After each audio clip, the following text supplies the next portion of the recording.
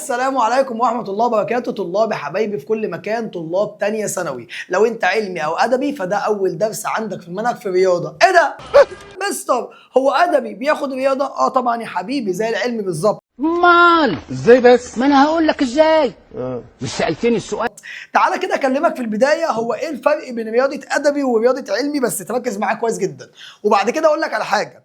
الدرس الاول اللي هناخده النهارده ودوت هينزل لك على اليوتيوب عادي، تمام. الدرس الاول والدرس الثاني دول اهم حاجة في المنهج. لو انت ظبطتهم تمام قوي قوي قوي هتبقى برنس في منهج الجبر. تعالى كده افهمك. بالنسبه لرياضه تانية ثانوي يا صديقي، مع ان احنا قلنا في الكورس التاسيسي والكورس التاسيسي موجود على القناه، تعالى اقول لك كده. بالنسبه لتانية ثانوي عندك نوعين من الرياضه. اول نوع يا صديقي بنسميه رياضه بحته. رياضه بحته، الرياضه البحته دي بتخص الشعبتين، بتخص الادبي، وركز على الادبي قوي، وكمان العلمي. ادبي وعلمي الاثنين مع بعض. وبتخص كمان يا صديقي ده كده البحته. في رياضه تانية اسمها رياضه تطبيقيه، او اسمها يا صديقي ميكانيكا. الميكانيكا ديت تخص العلمي بس، ديت علمي بس. اثبت ايدك تحت، ايدك تحت، ايدك تحت، ولا نازل ايدك، نازل ايدك. فمش هنتكلم عنها خالص دلوقتي، احنا دلوقتي بنتكلم على ادبي وعلمي هياخد ايه. الادبي والعلمي البحته دي 3 اجزاء. الجزء الاول يا صديقي اللي هو الجبر، ماشي. الجزء الثاني فرع جديد اول مره تاخده اسمه تفاضل، قشطه. الجزء الثالث يا صديقي اللي هو حساب مثلثات، ده مهم جدا برضه. بص بقى، تعالى كده نرتبهم كده سريعا من حيث السهوله والصعوبه. اسهل حاجه فيهم هو حساب مثلثات، هو مش سهل قوي بس صغير جدا. هو كله على بعضه شاكب راكب 3 دروس، والسنه 3 دروس، والسنه اللي فاتت اتلغى منه درس فبقى 2 بس. فحتى لو هو صعب فهو صغير جدا. بالنسبه للتفاضل ده فرع جديد بس هيكون لذيذ. ايه لذيذ؟ اول مره تاخده في حياتك، اول مره تاخده في حياتك فرع اسمه فرع التفاضل. هيكون متوسط يعني ما بين ده وما بين ده. انما الجبر وسخ وسخ وسخ. ايه هو مفيش غيري ولا ايه؟ مفيش غيرك متصيط؟ مفيش غيري متصيط ولا ايه؟ سيبونا في حالنا بقى. بجد يا صاحبي تقيل قوي قوي قوي قوي هو الجبر. الجبر ده كل الناس بتشتكي منه، فعايزك تركز فيه كويس قوي بالذات النهارده، لان احنا النهارده هنبدا فيه يا صاحبي. طيب ماشي، يعني احنا النهارده باذن الله هنبدا جبر. طيب زي الفل. تعالى بقى كده يا صديقي. الجبر اول درس بيتكلم عن ايه؟ بيتكلم على حاجه اسمها الدوال الحقيقيه. ماشي. تعالى بقى واحده واحده، ده عنوان كده اول درس. ايه هي الدوال الحقيقيه دي يا مستر؟ تعالى واحده واحده. هو انت فاكر يعني ايه داله؟ لو مش فاكر ارجع للكورس، ارجع للكورس بجد. الكورس اللي موجود على الفيديو بتاعنا في القناه، تمام. بص بقى، تعالى افكرك يعني ايه داله كده سريعا. اول حاجه، لو انت كان عندك كده في ثالثه اعدادي المخطط السهمي ده، او كنا بنسميها علاقه. هنا كنا بنكتب س وهنا بنكتب ص. تعال نعمل واحد تاني كده جدعنه، واحد تاني كده جدعنه، ماشي يلا اهو. مع ان هو موجود في الكورس بس اديني بفكرك فيه جدعنه. هو انت ازاي جدع كده؟ مجرة جدعنة، كوكب جدعنة، ده انت اجدع من السقا يا اخي. اول حاجه السين دي بالنسبه لي مثلا 1 و2 و3 و4، والصاد -1 -2 -3 -4 -5. وعندي هنا 1 و2 و3 و4 -1 -2 -4 -5 -6. وعندي يا صديقي كان هنا متوصل الواحد بالسالب 1، والاثنين بالسالب 2، والثلاثة وسالب 3، واربعة وسالب 4. وعندي هنا 1 وسالب 1، و2 وسالب 2، والثلاثة مش متوصلة، والاربعة بالسالب 4. تعالى، كنا امتى بنعرف الشكل ده دالة ولا مش دالة؟ افكرك لو مش فاكر.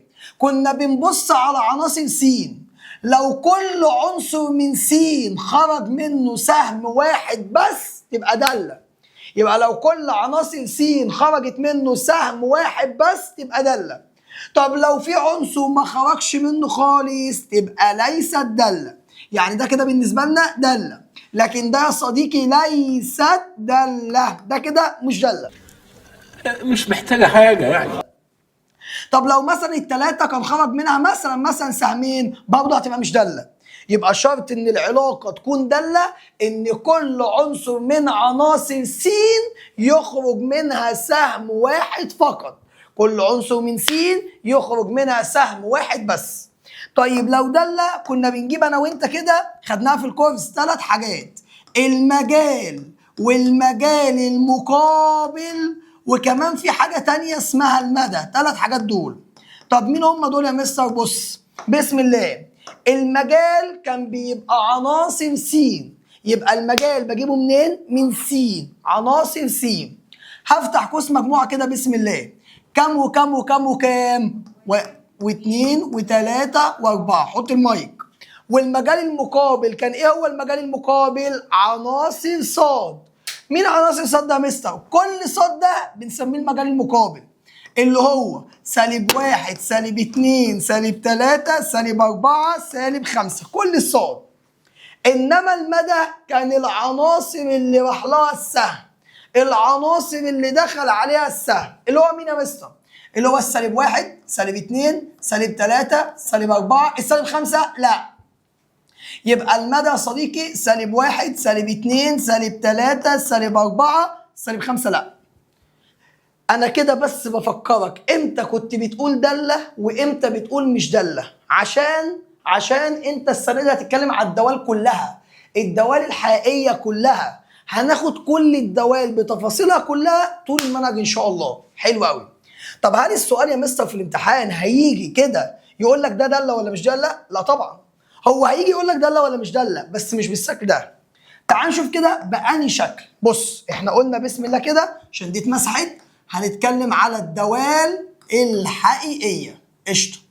وهنتكلم على الدوال الحقيقية. كم دالة هناخدها النهارده؟ هناخد 3 ان شاء الله. 3 دوال بس، 3 انواع بس. ماشي. طب سؤال بقى، هيجي في الامتحان يقول لي ده دالة ولا مش دالة؟ ازاي؟ تعالى.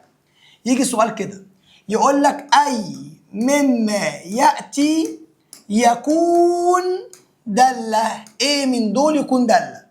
اول اختيار يا صديقي صاد أس 4 بتساوي 5 س زائد 2. لو عندك رقم ب ركز، صاد أس 2 بتساوي 4 س زائد 1. عندك ج بتساوي صاد بتساوي 3 س زائد 4. عندك رقم د صاد أس 5 أو صاد أس 6 بتساوي 3 س أس 2 زائد 11. تمام كده؟ تعال نكمل برضه شوية أسئلة.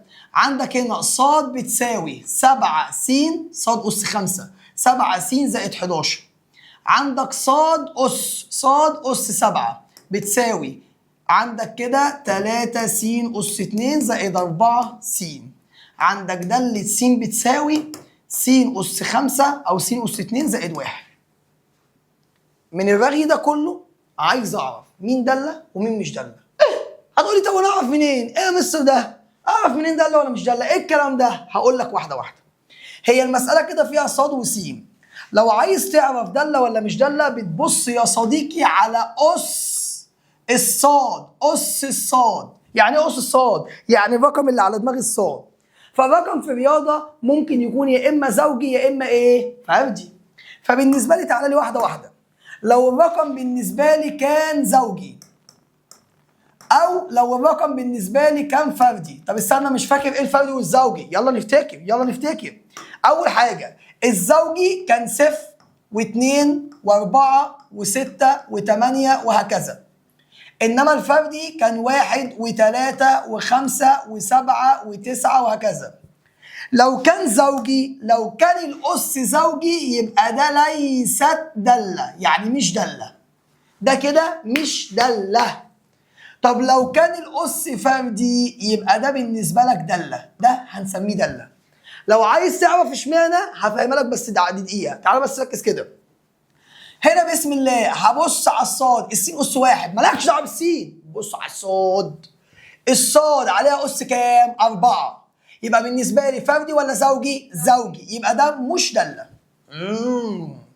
الصاد هنا الصاد عليها أس كام؟ 2، زوجي، يبقى مش دالة. الصاد هنا مش عليها أس، يعني أس 1، يبقى دالة ولا مش دالة؟ دالة. يبقى بالنسبة لي الدالة فيهم هي الإجابة هي دي. كمل كده. صاد أس 6 بتساوي 3 س أس 2 زائد 11. صاد أس 6 زوجي، يبقى ده مش دالة. يبقى لو السؤال جالك في اختيارات وبيقول لك أي مما يأتي يكون دالة، فالإجابة الصح ج. ماشي، ده كده سؤال. تعال كمل اللي بعديه. هنا بالنسبه لك صاد اس 5 فردي يبقى داله، صاد اس 7 فردي يبقى داله. طب هنا داله س ما فيهاش اصلا صاد، ما فيهاش اصلا صاد يا بصمجي. ما انت عارف من ثالثه اعدادي ان داله السين هي يعني صاد، يعني اس واحد يبقى داله، يبقى داله السين دي هي صاد اس واحد. يعني بالنسبه لي داله. ويا بصمجي انت بتنطق دي بتقول ايه؟ داله السين. يعني داله، ما اسمها داله السين يا بصمجي، هو السؤال اسمه داله السين، يبقى داله ولا مش داله؟ داله اكيد. فهمتك. طيب تمام انا كده عرفت داله ومش داله. تعالى كده اسالك سؤال وتركز فيه. لو انت عندك بسم الله صاد بتساوي جذر س اس 2 زائد 5، عايز اعرف ده داله ولا ما دلتش مش داله. تعال معايا الناس تبص كده، الناس الشاطره قوي، داله ولا مش داله؟ الناس الشاطره بص، يقول لك انا مستر. انت قول لي كده، قول لي كده في الكومنتات، لو انت جدع قول لي وهديك جايزه عليها. قول لي داله ولا مش داله. بص يقول لك الطالب الشاطر اكتب قبل ما اقول اهو، اكتب انا مستنيك، اكتب وقول لي، اكتب يا واد. بص يقول لك هنا انا هطير الجذر فهحط اس 2 بتربيع الطرفين. ايوه، فهتلاقي هنا بقت صاد اس 2 بتساوي الجذر يطير مع ده يبقى س اس 2 زائد 5. الصاد عليها اس 2 يبقى مش داله. ما انت بصمجي، هو مين قال لك طير الجذر؟ انا قلت لك لازم تطير الجذر، ما حصلش. المساله على وضعها من غير ما تطير الجذر يا اخويا. المساله كانت كده، صاد بتساوي جذر س اس 2 زائد 5 كده، دي داله يابا. الصاد مش عليها اس يعني واحد يبقى داله. فزلوكه بقى مش عايز يقول لك اصل هربع الطرفين. ما تربع ايه يا واد انت هتبوظ المساله. هي المساله على وضعها كده. انا قلت لك بسطها ظبطها، ما ظبطتش، هي على وضعها كده بالجذر زي ما هي داله. وهيقابلنا مسائل زيها على فكره الوقت داله بجد. طب كده احنا كنا بندرس الكلام ده، بس كل الكلام ده اسمه جبريا. يعني بيديك جبريا كده قاعده الداله او قاعده الداله، او بيقول لك من القاعده على طول. من القاعده احنا عرفنا داله ولا مش داله. ماشي، يعني من القاعده دي اسمها قاعده، القاعده داله ولا مش داله. طيب لو مديني بيانيا وبيقول لي اي مما ياتي يكون داله، ايه من دول يكون داله؟ تعال كده معايا بسم الله واحده واحده. لو انا عملت لك مثلا مساله كده، بس نعمل كده كده كده كده كده. قول لي بقى يا اخويا، لو انا عملت لك بسم الله مساله كده اهو، مساله كده اهو، مساله كده اهو. ايوه عندنا قلب على فكره في الرياضه. عندنا القلب ده بس مش في المنهج بتاعك، بس هو في الرياضه. يعني لو عملت لك دايره كده، لو عملت لك الشكل ده وقلت لك اي مما ياتي يكون داله، ايه من دول يكون داله؟ مثلا سؤال اختيارات يقول لك هنا كده الف ولا ب ولا ج ولا د داله. قول لي ايه من دول داله وانا اعرف منين؟ يبقى لازم نعرف قاعده البيانيه، لو بيانيا في حاجه اسمها اختبار. اختبار ماشي، اختبار الخط الرأسي. يعني ايه يا مستر؟ يعني بنعمل خط بالطول، خط رأسي لو خبط نقطة واحدة أو أقل يعني ما خبطش يبقى دالة، لكن لو خبط أكتر من نقطة يبقى ده مش دالة. يعني لو خبط نقطتين مش دالة. تاني هكتبها لك بالعربي أهو. لو الخط الرأسي خبط أكتر من نقطة، هي بالعربي إيه؟ يبقى مش دالة. يكتب لك بلون تاني، اكتبها عندك بالله عليك، يبقى مش دالة بجد. مش دالة. يبقى ده ايه يا صديقي؟ مش دالة. ازاي يا مستر؟ مش فاهم. تعالى اوريك، تعالى في الامثله اهو. نمسك كده قلم الاسود، بص تعمل خط بالطول، خبط نقطه واحده، خط كده خبط نقطه واحده، خط كده خبط نقطه واحده. لو عملت الخط ده في اي حته هيخبط نقطه واحده، يبقى ده بالنسبه لي داله. طب تعالى هنا، لو عملت خط بالطول هيخبط كام نقطة؟ نقطتين، يبقى دالة ولا مش دالة؟ يبقى ده ليست دالة، مش دالة يا اخويا.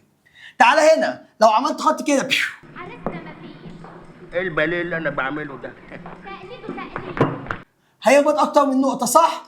دالة ولا مش دالة؟ مش دالة، يبقى ده مش دالة. تعالى هنا، قلبك لو كسرت قلبك يا حبيبي هيبقى دالة ولا مش دالة؟ مش دالة، يبقى ده مش دالة يا صديقي.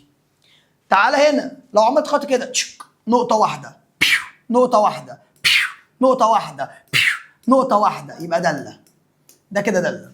تعالى هنا، الدايرة دي خط كده خبط أكتر من نقطة، دالة ولا مش دالة؟ مش دالة. أكتر من نقطة يبقى مش دالة، تمام. يبقى بص، لما السؤال كان جاي لك اختيارات بيقول لك أي مما يأتي يكون دالة، في 4 اختيارات، دال لا، جيم لا، ب لا، ألف يبقى هي دي الدالة الصح. يبقى هي دي بالنسبة لك الدالة الصح. تعال اديك سؤال وقول لي انهي حاجه في الكومنتات. قول لي انهي حاجه داله كده، انهي حاجه داله. تعالى يا صديقي، لو انت عندك بسم الله كده اهو، وسؤال تاني اهو، وسؤال تاني اهو، بس تركز بقى معايا بالله عليك. اول حاجه يا صديقي، لو عملت لك كده، ده الشكل الاول، ده الشكل الثاني، وده الشكل الثالث.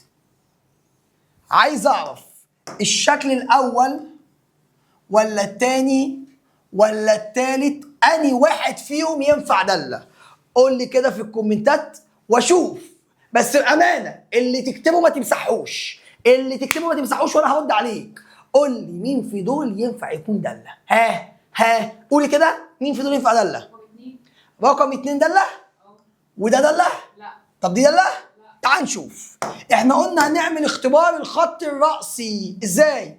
هنعمل خط كده، خبط نقطة واحدة، خبط نقطة واحدة، خبط نقطة واحدة. يا عم وانت بتبعد ليه عن الحتة المليانة؟ ما في حتة مليانة، ما تجرب تعمل فيها. ازاي؟ يعني عملت كده اهو، بس خبط أكتر من نقطة، يبقى دالة ولا مش دالة؟ يوه مش دالة. اوعى تكون قلت دي دالة، ما تمسحش. طب يلا تعال بص هنا، بص باينة خبطت كام نقطة؟ 3. يابا مش دالة يابا، يابا مش دالة يابا. طب تعالى لو عملت كده، دالة، دالة، دالة. انت بتبعد عن الحتة المليانة ليه؟ ما تخش عند الحتة المليانة. ايه المليانة؟ ازاي؟ اهو بص بص بص. هتقولي مش دالة، لا، النقطة دي مقفولة ماشي، يعني موجودة، لكن النقطة دي مفتوحة. مفتوحة دي يعني كأنها مش موجودة، مفتوحة دي يعني كأنها مش موجودة، فكده كأنه خبط نقطة واحدة بس، يبقى ده هيكون دالة. مستر طب لازمتها ان يبقى في نقطة بس النقطة كأنها مش موجودة؟ دي بقى هتفهمها لما هنيجي نتعلم الرسم، هنفهمها لما نتعلم الرسم. بس طب انا عايز اسأل سؤال، هو اشمعنى لو خبط أكتر من نقطة بنقول عليه مش دالة؟ اشمعنى؟ افهمك. واشمعنى القص الزوجي بنقول عليه مش داله؟ تعال افهمك برضو عشان تبقى فاهم. انت كده خلاص جاوبت السؤال، عرفت داله ولا مش داله. ليه بقى؟ ليه لو خبطت اكتر من نقطه بيبقى مش داله؟ افهمك. بص هنا في نقطه عند السين مثلا 5. بص بقى خبطت كام نقطه؟ 2. لو نزلت النقطه دي هتلاقي في رقم عند الصاد هنا مثلا 3، وفي رقم عند الصاد هنا مثلا 1. يبقى رقم 1 للسين خبط في كام نقطة؟ 2. يعني لو عملت لك مخطط سهمي مثلا كده مثلا 5، وهنا مثلا صاد، هنا صاد اهو، هنا سين وهنا صاد، فهيبقى كأني عنصر واحد من السين خرج منه كام سهم؟ سهمين، فيبقى دي مش دالة. في حاجة تانية، الأس الزوجي بتساوي 25 أس 2 مثلا. عشان أطير الأس 2 الجذر التربيعي للطرفين، فتلاقي يا صديقي ان ده مشي مع ده، يبقى صاد بس بتساوي، لما تاخد الجذر كنا بنكتب موجب او ايه؟ جذر 25 5. يعني كاني برضه في رقم اسمه 25، بقول كاني اهو في رقم 25 خرج منه كام سهم؟ سهمين. يبقى داله ولا مش داله؟ مش داله. ما هي موجب او سالب دي يعني حلين، يعني بقول كاني اهو، هنا اهو، هنا في س مثلا وهنا في صاد، كاني هنا في 25 وهنا 5 وسالب 5، فتلاقي ال 25 خرج منها سهمين. يبقى داله ولا مش داله؟ انا لازم افهمك الكلام ده بيجي منين. لكن لو اتكلمنا مثلا عن اس 3 اهو، تعالى اوريك كده اس 3 او افرجك بس حاجه بسيطه. لو عندك صاد اس 3 بتساوي 27 يا صديقي، اللي بيطيب اس 3 الجذر التكعيبي للطرفين، فهتلاقي ده مشي مع ده، يبقى ص بتساوي.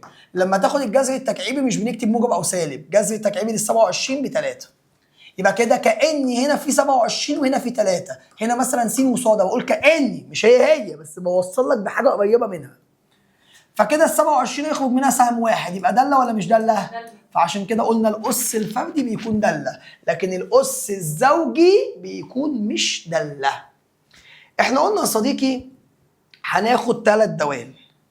اول داله هناخدها انا وانت اسمها يا صديقي الداله الكسريه. يعني ايه كلمه داله كسريه يا مستر؟ يعني ايه كلمه داله كسريه؟ داله كسريه يا صديقي يعني فيها شرطه كسر. ايه داله كسريه بالعربي؟ ايه يعني فيها كسر. تيجي اكتب لك كده امثله وتشوف الدنيا فيها ايه. تعالى واحده واحده. لو جيت قلت لك اوجد المجال، ماشي، تعالى كده واحده واحده. داله س بتساوي، عندي سؤال بيقول لك 5 س على 2 س، او بلاش 2 س في البدايه. لو عندي هنا مثلا س ناقص 3 وعايز المجال. او لو جبت لك سؤال تاني كده وقلت لك داله س بتساوي، بص عندي س بس على 2 س زائد 10. لو جبت لك كده سؤال وقلت لك داله س بتساوي 5 س زائد 1 على س أس 2 ناقص 5 س زائد 6. خد بالك انا ممكن اقلب كده وافتح الملزمه وابين لك ان هي مكتوب فيها كل حاجه. اهو كل حاجه مكتوب فيه، اللي انا بقول ده كله مكتوب فيه. حلو، داله ولا مش داله، داله ولا مش داله، داله ولا مش داله، وحاجات كده كتير. وكل الكلام اللي احنا بنقول ده اهو موجود في الملزمه، بس انا بديك الكلام من دماغي. ليه؟ هو موجود في الملزمه. على فكره لو انت ما بتاخدش معانا ابعت لنا على الرقم ده اهو موجود هنا. استنى كده نأمن عليه، اكتب لك الرقم. مش موجود، مش موجود. نكتبه لك اهو يا باشا، نكتبه لك كده واحده واحده. لو انت مش موجود معانا خلينا في الوايت بورد احسن. لو انت مش موجود معانا ابعت على الرقم ده وقول لنا ابعتوا الملزمه 011 28 45 71 69. هنبعت لك الملزمه PDF. قول عايز ملزمه ثانيه ثانوي الحصه الاولى، تمام كده؟ لو انت مش موجود عندنا ابعت وهنبعته لك على طول. ابعت على الرقم ده وهنبعت لك الملزمه. فكل الكلام ده في الملزمه، بس انا بحب اديك من دماغي كده عشان يبقى الكلام طالع من القلب داخل القلب. اخويا وحبيبي وحته مني. بص خلاص ابعت الرقم اهو 011 28 45 71 69. تعالى بقى معايا، احنا عايزين بسم الله نجيب كده المجال.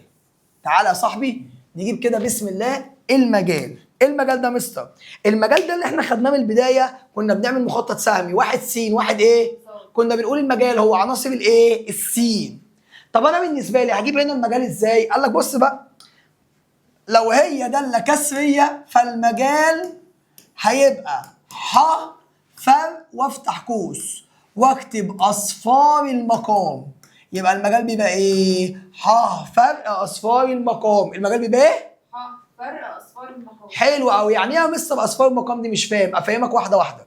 يعني انت عندك كسر اهو، اول حاجه احط المقام بصفر، يبقى اقول ايه؟ س ناقص 3 بتساوي صفر. واحلها كانها معادله عاديه. بسم الله بسم الله. هو الثلاثه دي بالسالب تروح بالايه؟ بالموجب. يبقى كده السين بتساوي ايه؟ 3. يبقى احنا قلنا المجال بتساوي ايه؟ ح فرق كام؟ اصفار المقام اللي هي كام؟ 3. تبقى ح ما عدا الثلاثه. مستر مش فاهم يعني ايه ح ما عدا الثلاثه؟ مش فاهم. تعال افهمك. يعني كل الاعداد ينفع اعوض بيها بس الثلاثه ما ينفعش عشان هتبوظ لي المساله. تقول لي مش فاهم، تعال افهمها لك كده واحده واحده على جنب. السؤال بتاعنا كان داله س بتساوي تقريبا، كان فوق في 5 وتحت على س ناقص 3. كده كده اللي فوق ملوش لازمه. لو جيت قلت لك عايز داله الخمسه او عايز داله السبعه او عايز داله الصفر او عايز داله الثلاثه، تعال كده نجيب دول ونشوف ايه الفرق بينهم. خلاص ماشي. هو احنا قلنا المجال ح فرق الثلاثه. حلو، احنا مش هنجيب المجال بقى، انا هبين لك بس احنا لو عوضنا ايه اللي هيحصل. انا بالنسبه لي هو يعني ايه داله الخمسه؟ يعني اعوض مكان السين واحط 5. يبقى فوق ما في السين 5 تنزل، اشيل السين واحط مكانها ايه؟ 5. فيبقى 5 ناقص 3 2، فيبقى 5 على 2. طب تعالى نجيب انا وانت داله السبعه. يعني ايه داله السبعه؟ اشيل السين. 5 كان جنبها س. مش مشكله مش مشكله، انا ما يهمنيش اللي فوق، انا بس بقول مثلا ما يهمنيش فوق، انا اللي يشغلني اصلا اللي تحت. تعال نجيب داله السبعه، يبقى اشيل السين واحط مكانها 7، يبقى انا بالنسبه لي هيبقى 5 على 7 ناقص 3 4. ماشي. طب تعال نجيب داله الصفر، اشيل السين واحط مكانها صفر، هتكتب كده 5 على 0 ناقص 3 بسالب 3. طب تعالى هات لي داله التلاته، اشيل السين واحط مكانها 3، هيبقى 5 على 3 ناقص 3 0. فبالنسبه لي لو كتبت على الاله 5 على 2 هتطلع ب 2.5، يعني الاله ما عندهاش مشكله.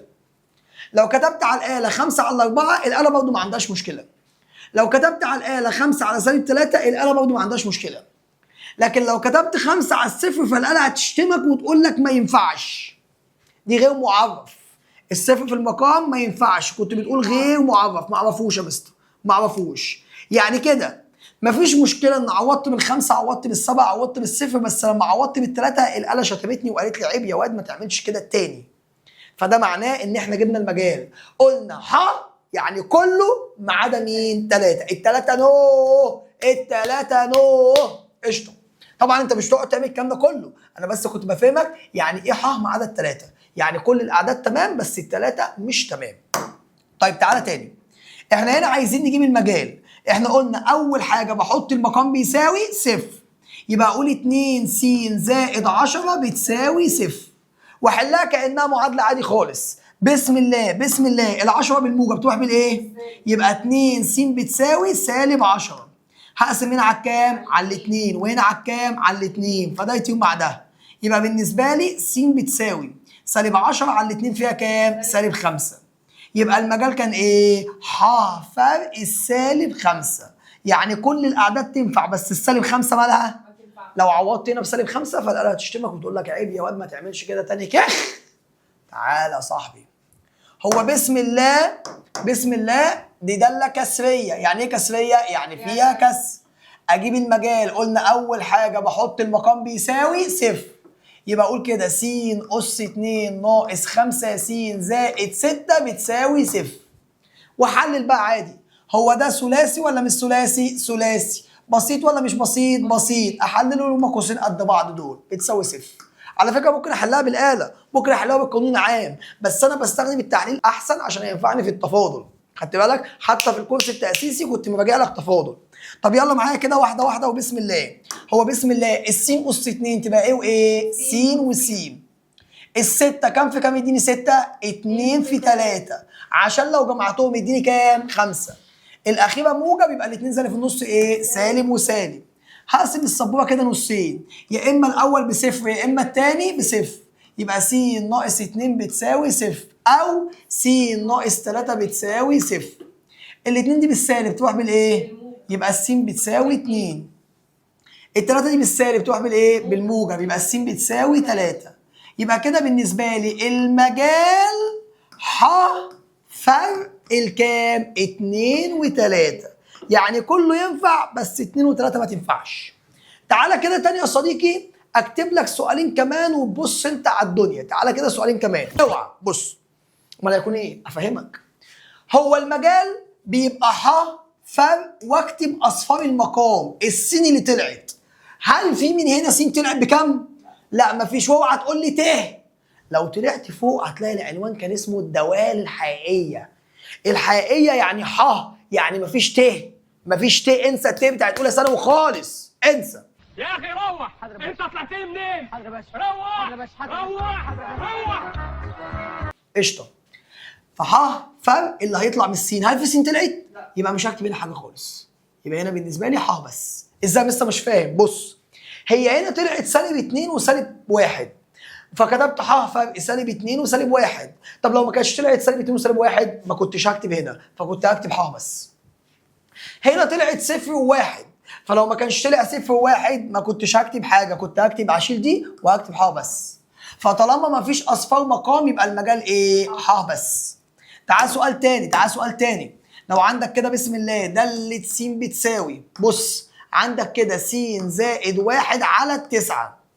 هو احنا قلنا اول حاجه بحط المقام بيساوي صفر. هل ينفع اقول 9 بتساوي صفر؟ ما ينفعش. يبقى مفيش اصفار مقام، فلو مفيش اصفار مقام يبقى المجال ايه؟ ح بس، مفيش تاني، ح بس. بص بالعقل، انت كنت بتحط المقام بصفر عشان تجيب قيمه السين، بتحط المقام بصفر عشان تجيب قيمه السين. طب هل انت اصلا هنا عندك سين في المقام؟ يبقى مفيش اصفار مقام، يبقى المجال ايه؟ ح بس. قشطه. ده النوع الاولاني يا صديقي.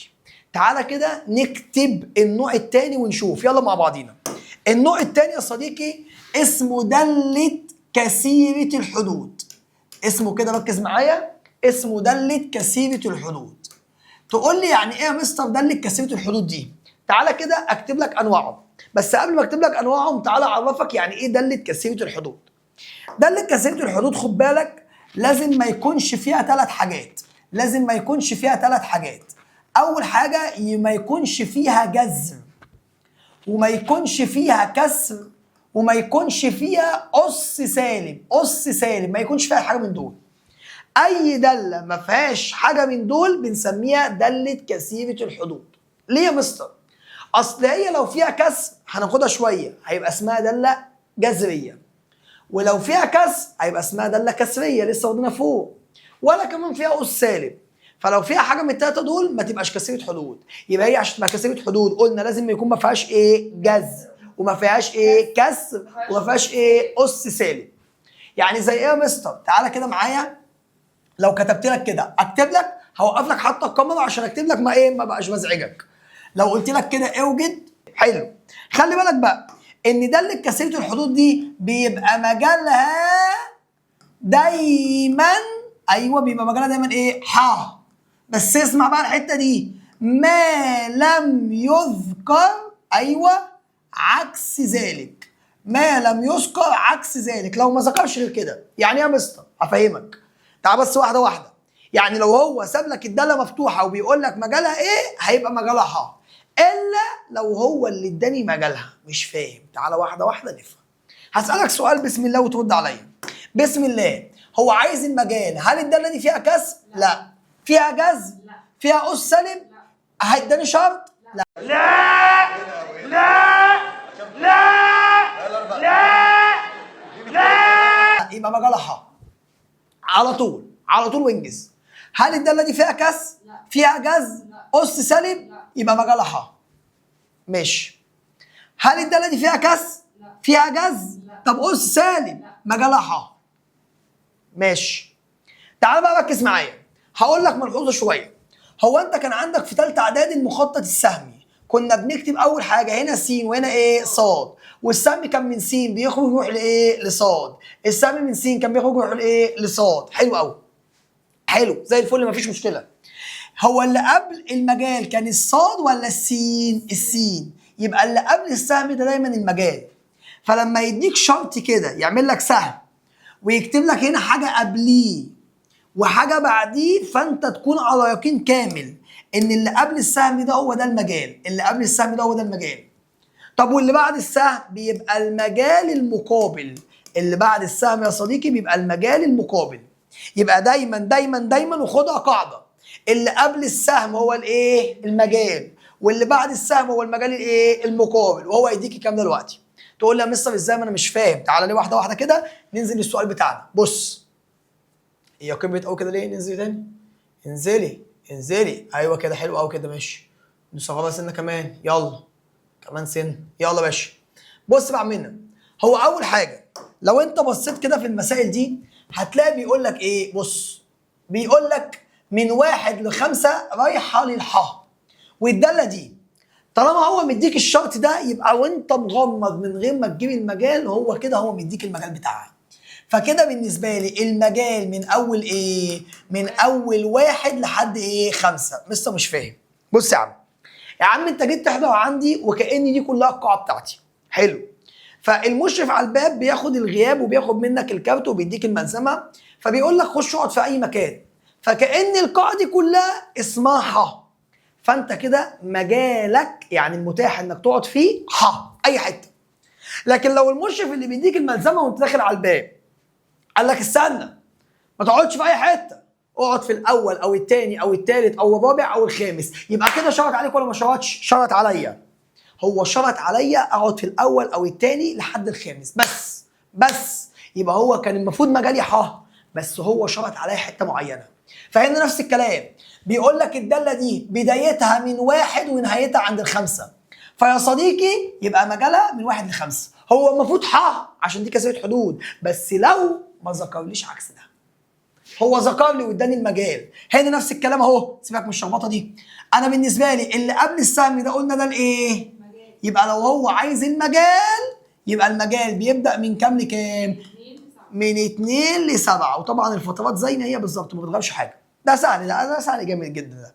طيب بص هنا كده نفس الكلام. هنا طالما مديني السهم او الشرط ده يبقى اللي قبل السهم ده هو ده الايه؟ المجال. يبقى كده المجال هو عباره عن ايه؟ صاد الموجبه. بس كده يا برنس، زي الفل يا عمنا. هل الكلام ده فيه مشكله؟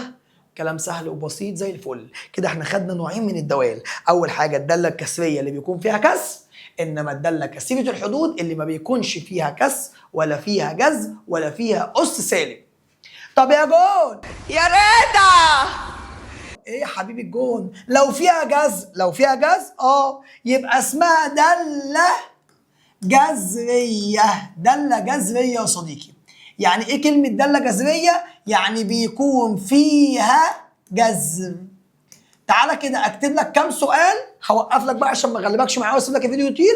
هنكتب كده كام سؤال ونكمل انا وانت مع بعضينا. يلا بقى كده يا صديقي نشوف الداله الجذريه. انا كتبت لك اسئله كتير ومش فاضي اجيب لك من ملزمه عشان يبقى كل الافكار مني لمنك على طول كده يا صديقي. بص الداله الجذريه، تعال اقول لك مجالها بيتجاب ازاي. اول حاجه لما يبقى عندك كده جذر حلو وتحتيه 25، او لما يبقى عندك كده جذر، انا هخليك انت اللي تستنتج المجال يا واد، وتحتيه صفر. لما يبقى عندك جذر وتحتيه سالب 25، هو ايه الفرق بين الثلاثه يا جون؟ اقول لك يا صديقي. بص اول حاجه وبسم الله، لو الجذر تحتيه 25 فده ب5، صح؟ حصل. لو الجذر تحتيه صفر فده بصفر. لو الجذر تحتيه سالب فده ملهوش حل، واحنا بنتكلم على حقيقيه مالناش دعوه بالتخيلات خالص. قشطه. يبقى الجذر عشان يتحل لازم يكون تحتيه حاجه من الاثنين، يا اما رقم موجب يا اما ايه؟ صفر.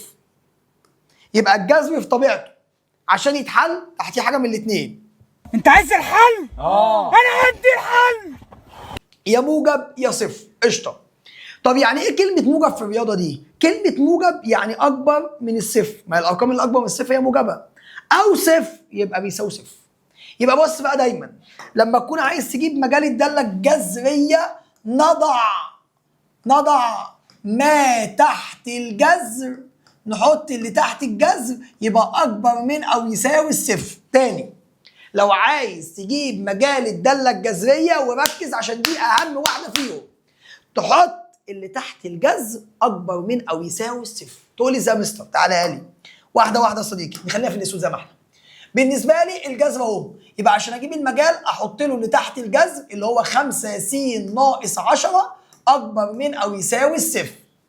حلها كانها زي المعادله بالظبط عشان تجيب السين. هي دي اسمها متباينه عشان في علامه اكبر من او اصغر من. هي دي اكبر من، بس لو اكبر من او اصغر من اسمها متباينه. ال10 دي بالسالب تروح بالايه؟ بالموجب. يبقى 5 س اكبر من او يساوي 10. هنقسم هنا على الكام؟ على الخمسه، وهنا على الكام؟ على الخمسه. فدي تيجي مع دي، يبقى س اكبر من او يساوي 10 على الخمسه فيها كام؟ 2. فيبقى كده بالنسبه لك المجال هو من 2 لحد الاخر، يبقى من 2 للما لا نهايه. الما لا نهايه دايما يا صديقي مفتوحه، انما الاثنين طالما فيه يساوي يبقى دي مقفوله. لا انا مش فاهم جت منين، افهمك. مش سموحه في ثانيه اعدادي كانت بتقول لك ايه سموحتي؟ بص سموحتي كانت تقول لك حبيبي عشان تطلع الناتج تعمل خط الاعداد كده. ماشي يا ميس. هنا ما لا نهايه وهنا سالب ما لا نهايه. ماشي يا ميس. وتقوم قايله لك يا حبيبي تعمل بقليله كده في النص. ايوه هو ده كام؟ 2. اكتب عليها 2. طالما في يساوي شخبط عليها. قشطه يا ميس. بص يا حبيبي، لو العلامه بتبص شمال بتمشي ناحيه الشمال، ولو بتبص يمين بتمشي ناحيه اليمين. بتبص ازاي يا حبيبي؟ ناحيه الايه؟ ناحيه الايه؟ نمشي ناحيه اليمين وشخبط يا حبيبي. تشك تشك تشك تشك. هو كده بالنسبه لي المجال الحته المتظلله، الحته المتشخبطه من كام لكام؟ من 2 لما لا نهايه. هو ده المجال يا حبيبي. الله يا ميس. بص بص بص. طب تاني امسح ده يخرب بيتك يا ميس. يخرب بيتك يا نهار ابيض. اهو واحد فين واحد فين واحد فين يا نهار ابيض. بس كده بس كده. تعالى يا ميس كده يا ميس. ايوه كده. تعال نجيب المجال هنا يا ميس. قشطه. تعال نجيب دي. ايه ده فوقيها 8. مش مشكله، احنا بنشتغل. راح فين القلم؟ اتمسح يخرب بيته. يخرب بيتك يا ميس. راح فين القلم؟ كان في قلم هنا. ايوه كده. راح فين؟ بص بقى، احنا بنشتغل على الجذر، بس خد بالك لو الدليل كان زوجي. يعني ايه الدليل زوجي يا مستر؟ يعني فوق الجذر رقم زوجي. يعني لو هنا في 8 عادي، هنا في 4 عادي. هتقول لي يا مستر طب ما هنا 1. لا يا حبيبي، ده اسمه الجذر التربيعي، يعني هنا 2. ده اسمه الجذر التربيعي، يعني هنا 2. فهمت. اسمه جذر تربيعي مش 1. قشطه. تعال نحل دي او دي مش فارقه. يلا دي يا معلم. يلا يا ميس. هنحط اللي تحت الجذر ماله اكبر من او يساوي الصفر. يبقى 3 س زائد 15 اكبر من او يساوي الصفر. حلها كانها معادله. ال 15 بالموجب تروح بالايه؟ بالسالب. يبقى 3 س اكبر من او يساوي سالب 15. هقوم قاسم هنا على الثلاثة وهنا على الثلاثة، فده يمشي مع ده. يبقى س اكبر من او يساوي سالب 15 على الثلاثة فيها كام؟ سالب 5. خط الاعداد اهو. خط الاعداد اهو. تمام. في بقليله في النص هنا ما لا نهايه وهنا سالب ما لا نهايه. بقليله في النص كده. ايوه. ونكتب عليها سالب 5. طالما في يساوي هتشخبط عليها. قشطه. بتبص يمين تمشي يمين. هو كده المجال من كام لكام؟ سالب 5 لما لا نهايه. سالب 5 للما لا نهايه. الما لا نهايه دايما مفتوحه، لكن السالب 5 مقفوله عشان في يساوي. طب يلا تاني كده نطلع ونحل ده. يلا. هنا احنا قلنا الجذر هنا فيه 8 عادي مش مشكله، هو زوجي بيتحل عادي. احنا قلنا اللي تحت الجذر بيكون ماله اكبر من او يساوي الصفر. يبقى اقول 4 س زائد 20 اكبر من او يساوي الصفر. ال 20 دي بالموجب تروح بالايه؟ بالسالب. يبقى 4 س اكبر من او يساوي سالب 20. اقسم هنا على الاربعه وهنا على الاربعه، فده طار. يبقى السين اكبر من او يساوي سالب 5. احنا موعودين بالسالب 5 ولا ايه؟ قشطه. فقالوا عاملين خط الاعداد كده بتاع بيس سموحه. هنا بسم الله ما لا نهايه وهنا سالب ما لا نهايه. هتقوم عامل بقليله كده وتكتب سالب 5 وتظللها عشان في يساوي. لو بتبص شمال بتمشي شمال، بتبص يمين بتمشي يمين. يبقى هتمشي كده. ونجيب المجال. هو المجال من كام لكام؟ سالب 5 لما لا نهايه. الما لا نهايه مفتوحه، لكن السالب ما نهايه السالب 5 مقفوله. هنا بسم الله. يلا كده واحده واحده ونشوف. نستعيذ بالله كده ونمسح الحته دي كده. ويلا يا صديقي بص. هنا بالنسبه لي احنا قلنا اللي تحت الجذر بيكون ماله اكبر من او يساوي الصفر. يلا يا صديقي. يبقى اقول سالب 4 س ناقص 20 اكبر من او يساوي الصفر. حلها كانها معادله. ال 20 دي بالسالب تروح بالايه؟ يبقى سالب 4 س اكبر من او يساوي سالب 20. 20 بس بالموجب بقى عشان هي بالسالب واديتها بالموجب. هقسم هنا على الكام؟ على السالب 4 وهنا على الكام؟ على السالب 4. فده يتيجي مع ده. يبقى السين لا كان بيقول لك لو قسمت على سالب او ضربت في سالب العلامه بتتقمص. ايه؟ بتلف وشها الناحيه الثانيه يا صديقي. اوعى تنزلها زي ما هي. هنا اكبر من او يساوي. لا خليها اصغر من يا حبيبي. حبيبي اهي. اوكي. سالب 20 على سالب 4 بسالب 5. عشان قسمت على رقم سالب. فهمت. هقوم عامل خط الاعداد. قشطه. هنا ما لا نهايه وهنا سالب ما لا نهايه. طبعا سالب 5 تقوم مظلل عليه اهو. في يساوي شخبط عليه يا حبيبي. حاضر يا ميس. العلامه بتبص شمال نمشي شمال. خلي بالك لما بنكتب المجال او عموما الفترات بنكتب الصغير وبعد كده الكبير. اللي على الشمال بعد كده اليمين. يبقى سالب ما لا نهايه لحد السالب 5. طبعا السالب 5 مقفوله، لكن السالب ما لا نهايه دايما مفتوحه. اكتب الكلام ده عندك يا صديقي. وقف كده واكتب بايدك يا اخويا، ما تكسلش. تعالى بقى. السؤال ده انا لو سبته لك مش هتعرف تحله. ليه؟ مش هتعرف تحله. ليه؟ عشان دي دالة ميكس. ميكس زي مستر. يعني فيها كسر وكمان فيها جذر. ايه؟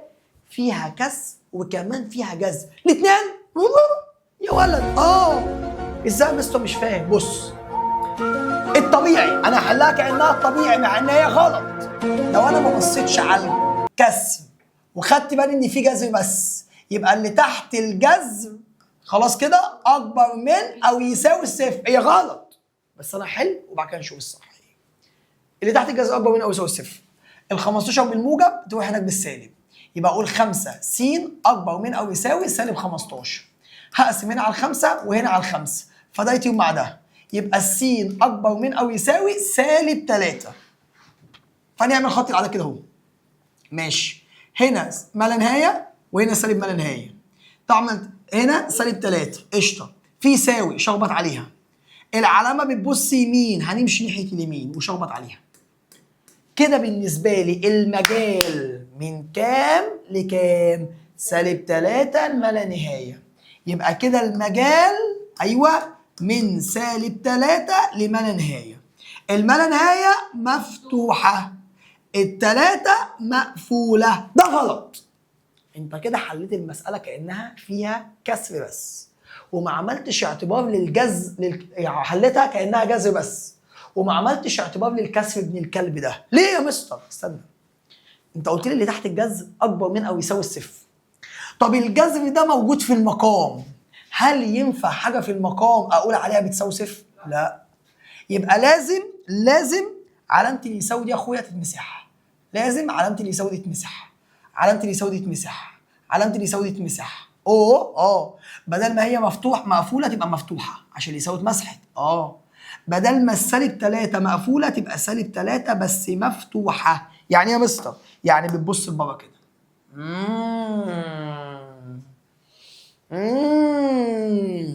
في ظهر الملزمة اللي معاك او في كشكول فاضي اكتب لي الملحوظة دي بايديك. ايه يا مستر؟ تعالى اهو نكتبها في الحتة الفاضية دي اهو. لو الجذر في المقام وافتح قوس واكتب دليله زوجي، يبقى بص ما تحت الجذر اكبر من الصفر بس مفيش يساوي. تبقى عندك يا باشا ملحوظه في كشكول كده، اكتب في كشكول ملاحظات عشان تيجي امتحان.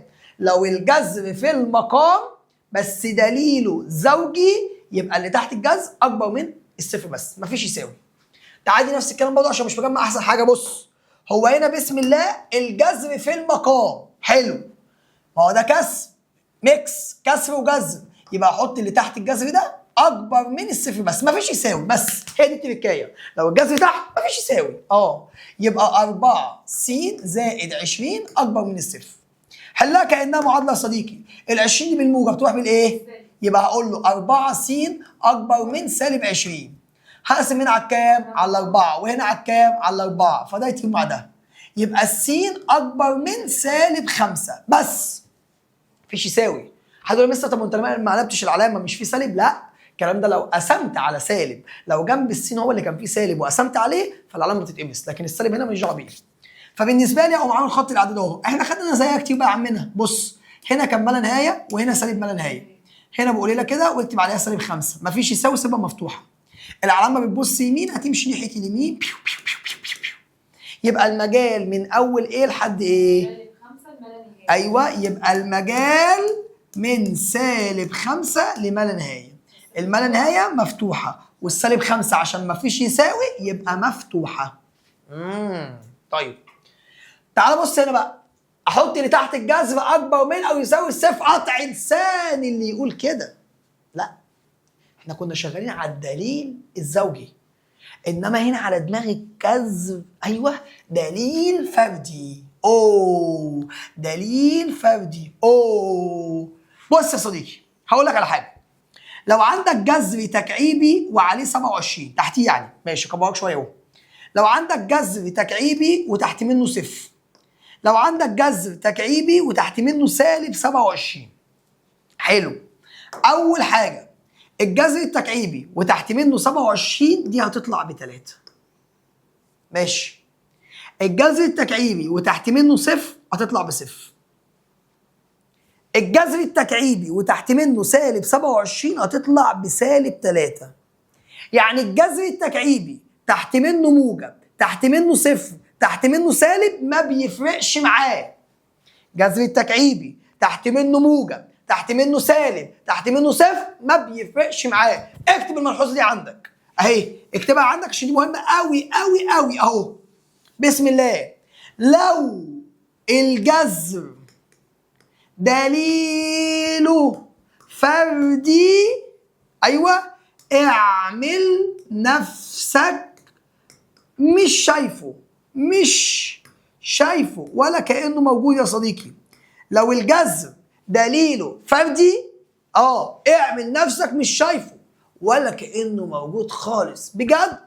ازاي؟ يعني بص، هنا بالنسبه لي الجذر ده دليله فردي، يعني كأنه مش موجود، هو شخبطت عليه كأنه مش موجود. فلو كأنه مش موجود بقت عامله زي داله كثيره الحدود، ولا فيها كسر ولا جذر ولا قص سالب. ما تقولي فيها جذر، لا، ما انا قلت لك كأنه مش موجود، مش شايفه. يبقى دي مجالها ايه؟ بس دي اسهل من كله. الجذر دليله فردي كأني مش شايفه، ايوه، يبقى مجاله الجذر دليله فردي كأني مش شايفه، مجاله ايه؟ يبقى لو الجذر دليله فردي اعمل نفسك مش شايفه.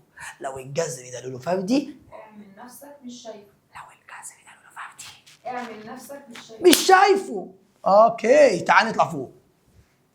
بص، دي دالة ميكس. هو عايز المجال ماشي، بس خلي بالك فيها كسر وفيها جذر.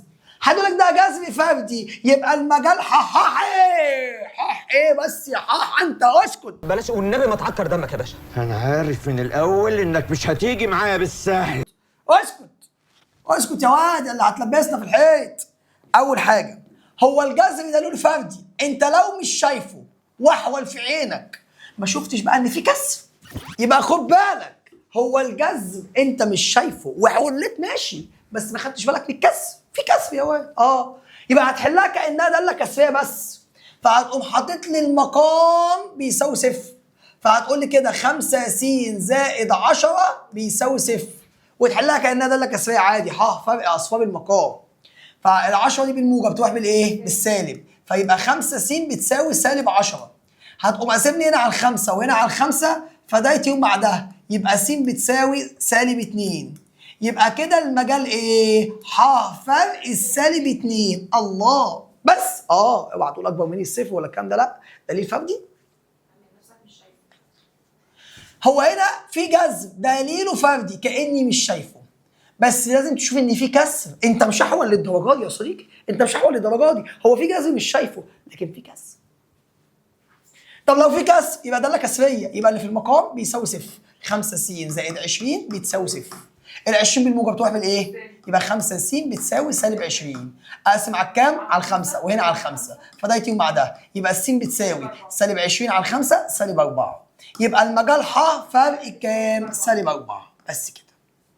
انا عارف انك تعبت وصدعتك، بس خلي بالك كل ما تصدع كل ما يكون احسن. بجد العربيه في الشارع لو حطيت ايدك عليها وسخنه سخنه عشان كانت شغاله، فمخك طالما سخن وصدعت مني شويه فاذا شغلت لك دماغك. تعالى يا صاحبي كده اخر 3 امثله.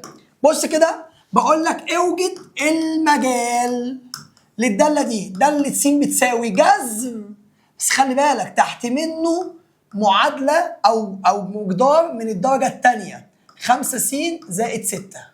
وسؤال كمان كده، داله س بتساوي جذر س أس 2 ناقص 9. وعندك كده دالة س بتساوي عندك 1 على جذر الرابع لس أس 2 ناقص 8 س زائد 15. خد بالك السؤال ده في الملزمة هتلاقي فيه غلطة. آخر سؤال في الملزمة هتلاقي دي مكتوبة 2، لا هتعدلها لي وتخليها 8. قشطة؟ قشطة، عشان يبقى الحل صح. تعالى واحدة واحدة بقى. بص، هو كده الجذر ده جذر تربيعي، فطالما جذر تربيعي يبقى اللي تحت الجذر اكبر من او يساوي الصفر، يبقى س أس 2 ناقص 5 س زائد 6 اكبر من او يساوي الصفر. قشطه عمنا. وبعدين يا جول ولا قبلنا باشا. بص بقى، بسم الله، دي اسمها متباينه من الدرجه الثانيه، خدناها في اخر درس في اولى ثانوي. متباينات من الدرجه الثانيه اللي كنا بنعملها بالاشاره. مش فاهم؟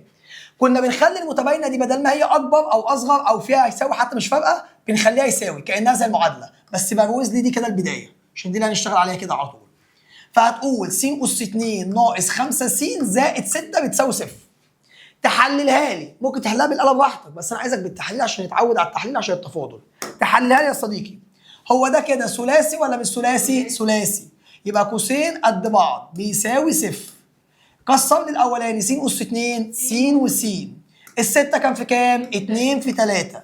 الاخيره موجب يبقى الاثنين سالب في النص ايه؟ سالب وسالب. اقسم دي كده نصين. يا اما الاول بصفر يا اما الثاني بصفر. يبقى س ناقص 2 بتساوي صفر او س ناقص 3 بتساوي صفر. الاثنين دي بالسالب تروح بالايه؟ يبقى الس بتساوي كام؟ 2. الثلاثه دي بالسالب تروح بالايه؟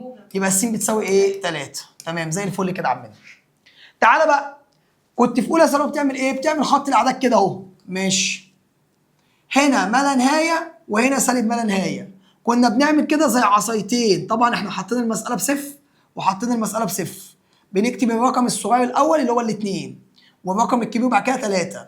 الاشارات بتاعت اولى ثانوي كانت مثل عكس مثل او نفس عكس نفس. بص، نفس مين؟ نفس اشاره س اس 2. س اس 2 اللي هنا سالبه كنت هكتب هنا سالب، هو هنا نفس وهنا عكس وهنا نفس. لو هي سالبه هكتب هنا سالب، طب هي هنا موجبه فهكتب هنا موجب موجب موجب، عكسها سالب سالب سالب. نفس الاولى موجب موجب موجب. ابص على المساله اللي فوق، هو بيقول لي المتباينه اكبر من الصفر او المساله اكبر من، هو اللي اكبر من يعني سالب ولا موجب؟ موجب. اكبر من الصفر يعني موجب. يبقى المجال هو عايز الجزء الموجب بس، اللي هو كل الخط كله موجب من سالب ما لا نهايه لما لا نهايه موجب، اللي هو اسمه ح. ما عدا الحته من كلب دي سالبه، فهشيل الحته دي يبقى هي سالبه من كام لكام؟ من 2 ل 3. خلي بالك بقى، اللي بعد الفرق بتتجنن. يعني ايه؟ لو هي مفتوحه تبقى مقفوله، ولو هي مقفوله تبقى مفتوحه. مش فاهم؟ يلا يا صديقي، هنا في يساوي المفروض تبقى مقفوله بس بعد الفرق بتتعكس تبقى مفتوحه. كنا بنوضحها في اولى ثانوي. مش فاهم احسن حاجه؟ يلا بص دي. احنا قلنا بسم الله اللي تحت الجذر ماله اكبر من او يساوي الصفر، يبقى س اس 2 ناقص 9 اكبر من او يساوي الصفر. علمني كده عليها يا صديقي. ماشي حلو، خليها لي كانها معادله. قشطه. يبقى س اس 2 ناقص 9 بتساوي صفر. حلها لي بقى عادي بالتحليل بالقانون العام، بتوديها بعكس الاشاره براحتك. قوسين قد بعض بيساوي صفر. هكسر الاول، الس اس 2 س وس، التسعه 3 و3، واحده موجب واحده سالب. اقسم دي نصين، يا اما الاول بصفر يعني الس زائد 3 بصفر، يا اما الثاني بصفر يعني الس ناقص 3 بتساوي صفر. الثلاثه بالموجب تروح بالايه؟ بالسالب، يبقى الس بتساوي سالب 3. الثلاثه بالسالب تروح بالموجب يبقى الس بتساوي 3. يبقى احنا بالنسبه لنا هنقوم عاملين كده خط الاعداد اهو بتاع اولى ثانوي، هنا ما لا نهايه وهنا سالب ما لا نهايه. هتعمل كده عصايتين، هنا عند الصفر وهنا عند الصفر. الرقم الصغير كام؟ سالب 3. والرقم الثاني 3. الاشاره كانت ايه؟ نفس عكس نفس اشاره س اس 2 اللي فوق. بص، هي س اس 2 فوق سالبه ولا موجبه؟ يبقى هنا زيها موجب موجب موجب، عكسها سالب سالب سالب، نفسها موجب موجب موجب. بص، هو احنا شغالين على اللي اكبر من الصفر. هو اكبر من الصفر يعني سالب ولا موجب؟ موجب. وهي موجبه في الخط كله ما عدا الحته دي سالبه. يبقى انا هقول الخط كله اللي هو ح ما عدا سالبه من فين لفين؟ سالب 3 ل 3. بص، طالما في يساوي المفروض مقفوله بس بعد الفرق بتتعكس. كنا بنفهم الكلام ده في اولى ثانوي، خلي بالك. بالتفصيل بقى. طب تعالى واحده تاني. هنا جذر دليله فردي بس في المقام، في المقام يبقى اكبر من الصفر بس. دليله زوجي، لو فردي كنت مش شايفه، لكن لو زوجي لا اكبر من الصفر بس. فاقول س اس 2 ناقص 8 س زائد 15 اكبر من الصفر. فكده بالنسبه لي بروز دي عشان دي هنشتغل عليها، عشان بعد كده بنبص احنا عايزين اكبر ولا اصغر، في سالب ولا موجب، فاحنا بنبص على دي في الاخر. وحللها لي بقى يا صديقي بسم الله. انا هخليها يساوي. قشطه. يبقى س اس 2 اسمها المعادله المساعده، بتساعدني ان انا احل المتباينه دي. هحللها لان ده ثلاثي، الكلام ده بتساوي صفر. الس اس 2 يعني س وس، ال 15 يعني 3 و5. الاخيره موجب يبقى الاثنين سالب في النص ايه؟ سالب وسالب. تعالى واحده واحده. هقسم دي نصين، يا اما الاول بصفر يا اما الثاني بصفر. يبقى س ناقص 3 بتساوي صفر، او س ناقص 5 بتساوي صفر. التلاتة بالسالب تروح بالايه؟ يبقى الس بتساوي كام؟ 3. الخمسة بالسالب تروح بالايه؟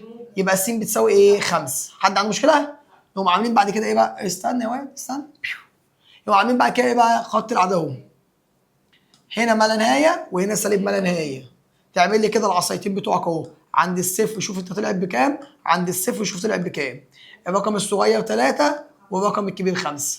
الاشارات كانت ايه؟ نفس عكس نفس. حلو. نفس س أس 2. هي س أس 2 سالبه ولا موجبه؟ يبقى ده زيها موجب موجب موجب، عكسها سالب سالب سالب، نفسها موجب موجب موجب. هنا اكبر من الصفر يعني موجب بس، يبقى كده المجال خد الموجب بس، كله موجب بس الحته دي سالب. كله دي اللي هي اسمها ايه؟ اسمها ح. ما عدا الحته دي سالبه من كام لكام؟ 3 ل5. لازم الصغير الاول بعد كده الكبير. هي دي المفروض مفيش يساوي، يعني مفتوحه بس بعد الفرق تتعكس فتبقى مقفوله. يبقى ح فرق 3 و5.